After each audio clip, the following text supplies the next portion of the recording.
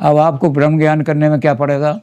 आप गुरु के पास गए, गुरु से कहा कि मुझे, अब मैंने लोकेशना भी त्याग दी है, अब मैं विरक्त हो गया हूँ। वो लोकेशना भी त्याग दी मैंने, वित्तेषणा भी त्याग दी, पुत्रेषणा तो शादी नहीं की मैंने। तो वो कहते कि अच्छा तुमने अंतःकरण को अपने शुद्ध किया है या नहीं किया? अंतःकरण में 4 चीज़ें होती हैं, बुद्धि है, मन है, अहंकार है और चित्त है। ये अंतःकरण मतलब इंटरनल ऑर्गन्स। आपने बाहर से तो सारे लोकेशन वगैरह त्याग करके अपने आप को पवित्र कर लिया, लेकिन आपके अंदर के ऑर्गन भी पवित्र हैं नहीं हैं? बाहर से तो आपने बहुत बढ़िया दिखा दिया, लेकिन अंदर क्या है? गीता के 3रे अध्याय में बहुत स्पष्ट बात कह दी है। गीता ने कहा कि जो आदमी संसार से विरक्त होकर के ये दिखाते हैं कि मैंने संसार की तरफ का ध्यान छोड़ दिया और एक तरफ बैठ जाते हैं, लेकिन उनकी वृत्ति जो है वो संसार की तरफ लगी। किताब तो मैंने रख ली सामने, इसलिए रख ली कि कोई आए तो देख ले, बहुत पढ़ता है, लेकिन मन कहाँ लगा हुआ है? पिक्चर देखने में। फला जगह कैसी पिक्चर आ रही होगी, बड़ा अच्छा, फला जगह ये हो रहा होगा, मन आपका वहाँ लगा हुआ है।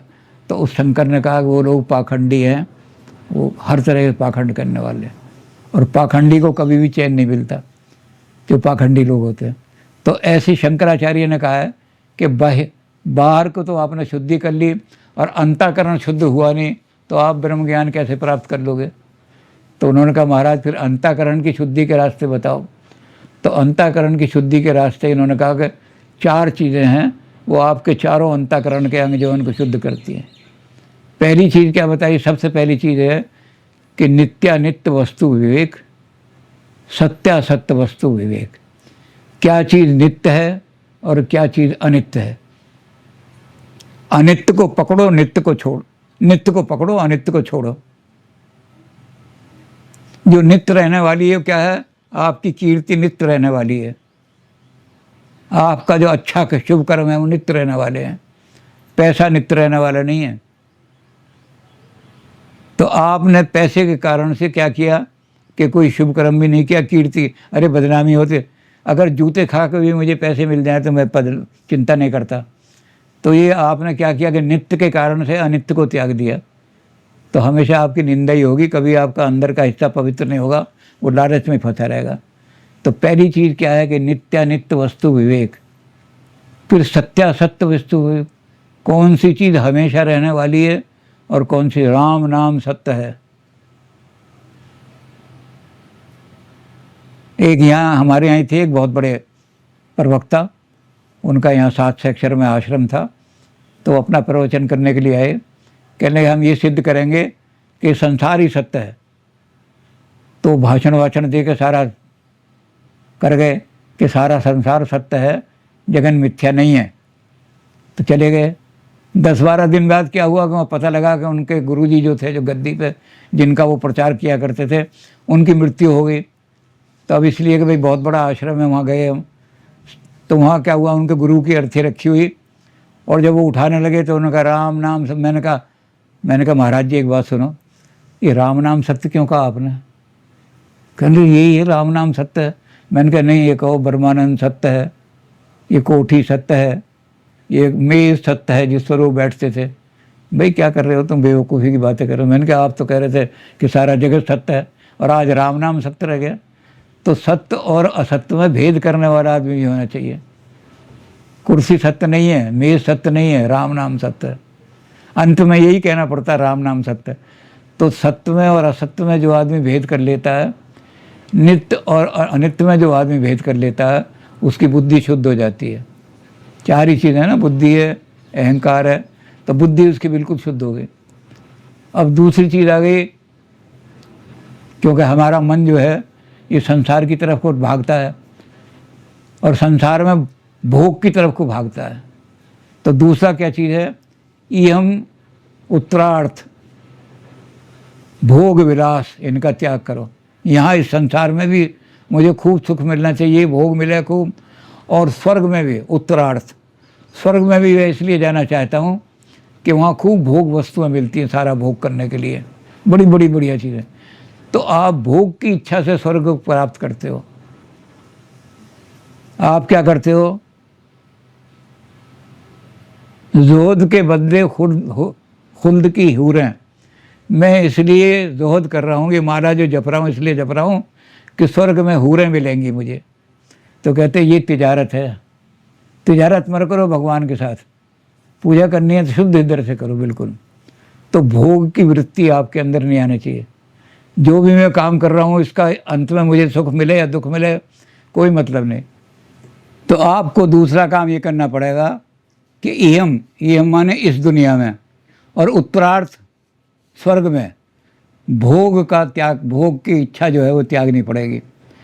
हम भगवान का नाम इसलिए लेते हैं कि भगवान आज हमारे पास साइकिल है, कल हमें कार दे देगा भगवान।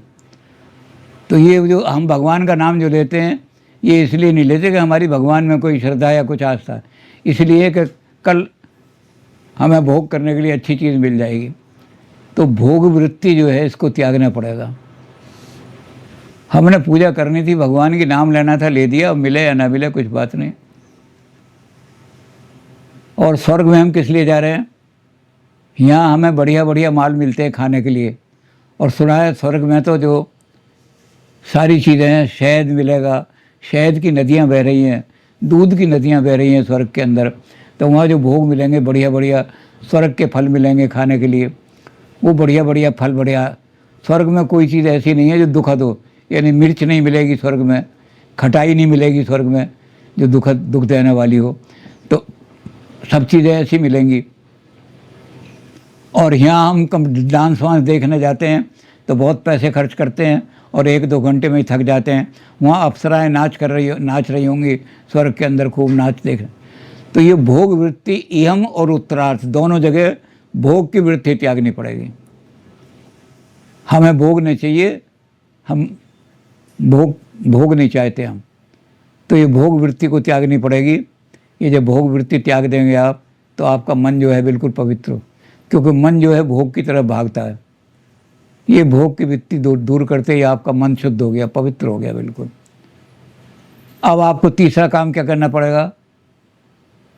शम दमादि षट संपदा। आप संपद इकट्ठी करने के लिए बहुत चिंता में रहते हैं। मेरे पास इतनी संपत्ति इकट्ठी हो जाए, मेरे पास इतनी प्रॉपर्टी आ जाए, मेरे घर में इतना सामान आ जाए। एक आदमी जो थे वो कहने लगे कि मेरे 3 लड़के हैं, मैंने 3 लड़कों के लिए 3 मंजिला बिल्डिंग बनाई है। हर लड़के के उसमें फ्रिज अलग है, टीवी अलग है, उसकी मशीन अलग है। मेरे घर में इतनी संपदा बन गई है, लेकिन जो असली संपदा है वो तो इकट्ठी की नहीं। तो इसने कहा कि आपको षट संपद जो है वो इकट्ठी करनी पड़ेगी। तो कहने के कौन कौन सी संपद है? कहते पहली समझ शम दमादि। शम, एक पावर इकट्ठी करनी पड़ेगी। आपके अंदर एनर्जी की कमी हो गई। क्यों? कि सारी ज़िंदगी इस चक्कर में लगे रहे कि मेरे पास पहले एक कार जो थी वो 2 लाख वाली कार थी, अब 6 लाख वाली आ जाए, अब कैडिलैक कार आ जाए, इसमें लगे रहे, आपने सारी एनर्जी गंवा दी। अब आपको एनर्जी क्या करनी पड़ेगी? शम, बुरे विचार ना आए मेरे मन में, कोई किसी का अहित मेरे मन में सोचने की, मैं शत्रु का भी अहित ना सोचूं। रावण ने लात मारी विभीषण के, तब विभीषण ने कहा कि तुम भल पिता सरिस मोहे मारा। बड़ा भाई पिता के समान होता है, तुमने लात मार दी, कोई बात नहीं, बड़ा भाई का अधिकार है छोटे भाई के लात मारने। पर राम भजे हित नाथ तुम्हारा। लेकिन फिर भी मैं कहता हूँ कि तुम्हारा हित इसी में है कि तुम राम का भजन करो, राम की पूजा करो, तुम्हारा हित है। तो जो अपने लात मार रहा है हम उसके भी हित की बात कर रहे हैं।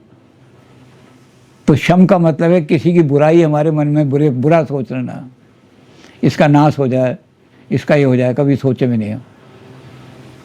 तो शम पहले लाओ अपने अंदर। जिसका भी सोचेंगे भगवान तेरा भला करे। आज तेरी बुद्धि भ्रष्ट हो गई है, कल भगवान तेरी अच्छी बुद्धि करेगा तो तू अच्छा काम में लग जाएगा। भगवान करे तेरी बुद्धि अच्छी हो।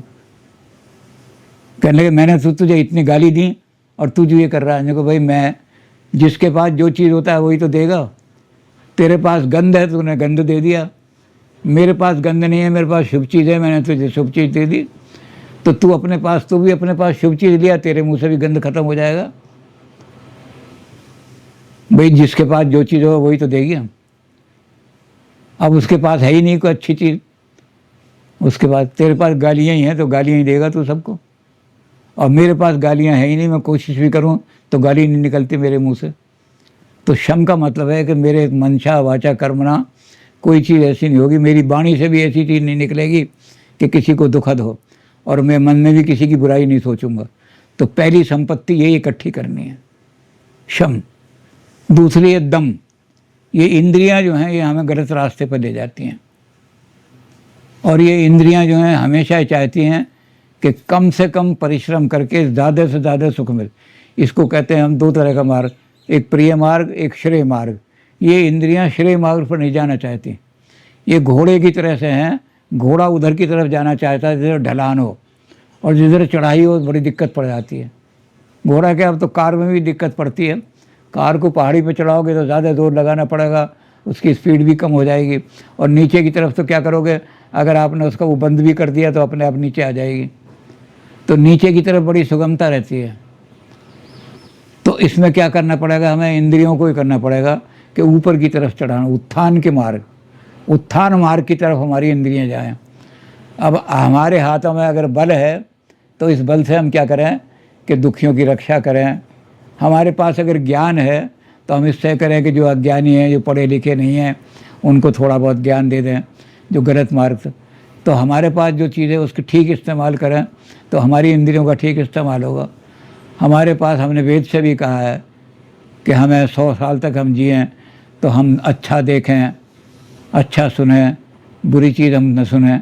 तो ये इंद्रियां हमारी उधर जाए नहीं जहाँ बुरी चीज़ सुनने को मिल रही हैं, हमारे कान उधर जाएंगे नहीं, कान अगर जाना चाहते हैं तो हम उसको रोक लेंगे। तो इंद्रियों को रोकना, लगाम लगाना इंद्रियों को, ये दम है। तो ये दूसरी संपदा, ये शक्ति भी अपने अंदर आनी चाहिए कि हम इंद्रियों को लगाम लगा सकें। अब शम और दम के लाभ क्या आया, तितिक्षा। तितिक्षा में है सर्दी, गर्मी, वर्षा, तीनों चीज़ों को सहन करने की शक्ति शरीर में आनी चाहिए। अगर गर्मी पड़ रही है तो हमने कहा हम कुछ काम नहीं कर सकते इतनी गर्मी में, भाई जल्दी से वो कूलर लगाओ या कोई एसी लगाओ जल्दी से, तब तो हम बैठ सकते हैं। नहीं, हम गर्मी नहीं, हम तो चले जाएंगे कहीं और, पहाड़ों पर चले जाएंगे, कश्मीर चले जाएंगे कहीं।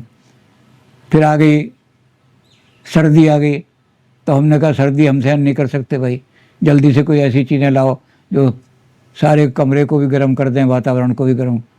और बरसात में हमने कहा बरसात में तो हम बाहर निकलेंगे तो सारा भीग जाएंगे, बीमार हो जाएंगे कुछ, इसलिए हम बाहर ही नहीं निकलते। तो शरीर को इतना बली बना लो कि सर्दी, वर्षा और घाम तीनों को सहन करने की शक्ति शरीर के अंदर आ जाए। ये आ जाएगी तितिक्षा, इसको तप भी कहते हैं। शरीर को अपना बलिष्ठ बनाओ, शरीर को शक्तिशाली बनाओ। फिर आ जाएगी उपरेति। उपरेति का मतलब विरक्त भाव। बाजार से गुजरा हूँ, अभी आपने कल पढ़ा होगा, मेघालय का पढ़ा होगा ना, कि मेघालय में ऐसे बाजार हैं कि वहाँ कोई दुकानदार नहीं बैठता, पेटियाँ लगी हुई हैं, और उन जो भी सामान लेना है वो सामान उठाओ और पेटियों में पैसे डालिए। ऐसा उन्होंने बाज़ार बनाए हुए हैं, क्योंकि वहाँ लोग जो जाते हैं विरक्त जाते हैं, जिस चीज़ की मुझे ज़रूरत ही नहीं है बाज़ार से मैं क्यों लूँगा। बड़े अच्छे अच्छे मोहित खिलौने यहाँ पर हैं, मैं उस दुकान में क्यों जाऊँगा जिसमें मुझे लेने नहीं खिलौने। तो बाज़ार से गुज़रा हूँ, संसार से मैं गुज़र रहा हूँ। और जैसे कमल होता है, कमल के ऊपर कितने पानी पड़ जाए वो कभी पत्ता गीला नहीं होता। तो मैं कितनी भोग की सामग्रियाँ चारों तरफ हों, लेकिन मैं उनके सबके बीच में रहूँगा, छोड़ कर नहीं भागूंगा उन्हें, हिमालय में जाके बैठ जाऊँ। कि वो मुझे संसार का कल्याण भी करना है, लोगों के काम भी करने हैं, लोगों को का भला भी करना है अपने। तो भाग के चला गया तो किसका भला करूँगा मैं, तो इसलिए रहूँगा तो मैं इस दुनिया में, लेकिन विरक्त भाव से रहूँगा। इसको कहते हैं उपरेति। उसके बाद समाधान, संशय आत्म विनश्यते। अपने मन में संशय नहीं रहने चाहिए, उनको निकाल दो सारे। इन संशय को दूर करने के लिए बार बार गुरु के पास जाना पड़ता है आदमी को, तब गुरु कंसंट्रेशन, जब संशय रह जाते हैं तो कंसंट्रेशन नहीं कर सकता आदमी। पढ़ने के लिए भी बैठा लेकिन मन में संशय आ रहे हैं तो ध्यान किताब में नहीं लगेगा, उन संशय की तरफ जाएगा आपका ध्यान। तो संशय समाधि को भंग कर देते हैं। कंसंट्रेशन नहीं कर, किसी चीज़ पे ध्यान आपका टिक ही नहीं सकता। तो इसलिए समाधान चाहिए। और छठी संपदा है श्रद्धा। श्रद्धावान लभ्यते ज्ञानम। जिससे आप ज्ञान प्राप्त करने जा रहे हो या जिस ग्रंथ से आप ज्ञान लेने जा रहे हो उसमें श्रद्धा उत्पन्न करो। पहले श्रद्धा हो। जिसमें श्रद्धा ही नहीं है आप ज्ञान ले आओगे, बाद में जाओ कहोगे अरे मूर्ख बना रहा था वो, तो ऐसे मैं 1 घंटा खराब कर आया। जिस किताब में आपकी श्रद्धा नहीं, कहोगे इसमें ऐसे ही सब बकवास लिखी हुई थी सारी के अंदर। तो 6 चीज़ें जो हैं ये वो संपदा हैं जो इकट्ठी करनी चाहिए, अर्जित करो। और जब ये चीज़ें इकट्ठी कर लोगे तो अंत में आएगा मुमुक्षत्व, इस संसार को छोड़ने की इच्छा, मोक्ष की इच्छा। अब इसके अंदर भी उन्होंने बहुत सारी कहानियाँ दी हैं वेदांतियों ने कि एक आदमी का 2 कन्याएं थीं। एक कन्या का विवाह तो माली के घर हो गया और एक कन्या का विवाह मछेरे के घर हो गया। मछली वाला पकड़ना है। ये जो माली के घर गई थी, ये गुलाब के फूल, गेंदे के फूल, तरह तरह के फूल आ रहे हैं, बड़ी सुगंधी है, उनकी माला बना रही है। और जो फूल बच गए उनको निचोड़ निचाड़ के उसमें से इत्र बना रही है, सुगंधी बना रही है। और जो माली के घर गई थी वो मछलियाँ सुखा रही है। जो मछलियाँ बिक गई, बाकी सुखाएंगी, सूख करके तो उसमें दुर्गंध उठ रही है सारी। तो एक दिन ये जो माली के घर भी आई थी लड़की, इसने अपनी बहन को अपने बुलाया कि तरह तरह के फूल दिखाऊंगी इसको। और वो जो थी मछली वाली वो इसके घर आ गई। इसके घर आ गई तो आके कहने लगी मेरे तो बड़ा सिर में दर्द हो रहा है, सिर फूट रहा है, कहाँ बुला लिया तूने मुझे उसने घर भिजवा। उसने कहा अरे देखिए गेंदे की सुगंधी तुझे। वो कहने लगी नहीं मुझे मैं। अब वो बहुत जब दुखी होने लगी तो क्या करने लगा, टोकरी में मछली मंगवा दे वहाँ से। उनने कहा बहन को बुलाया तो एकदम आदमी भेजा जाओ। तो ये तो जो फूलों की सुगंध में रहती थी इसने तो नाक पर रुमाल बांध लिया। और वो जो थी थोड़ी देर वो टोकरी होकर बैठी। वो कहने तो वो जो गंध से निकलना ही नहीं चाहते, जो इस संसार के गंध में ही रहना चाहते हैं, उनको आप कितना ही ज्ञान दे लो, है जी। मूर्ख हृदय न चेत, जो गुरु मिले विरंग सब। जो मूर्ख है और जो अज्ञान में ही रहना चाहता है कि मुझे तो इस अज्ञान में ही मज़ा है, तो उसने कहा कि जो मछली की गंध में ही खुश रहना चाहती है उसको फूलों की सुगंध में ले आओगे तो वहाँ दुखी हो जाएगी। उसको मोक्ष का ज्ञान दोगे तो दुखी हो जाएगा। इसलिए मुमुक्षत्व पैदा करो। इस गंध को निकलने से इच्छा तो पैदा करो कि भाई मैं तो संसार के गंध में फंसा हुआ हूँ।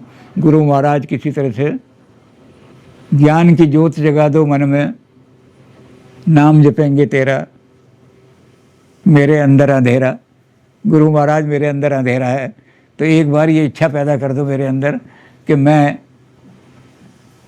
इस गंध से निकल करके मोक्ष की तरफ जा सकूं।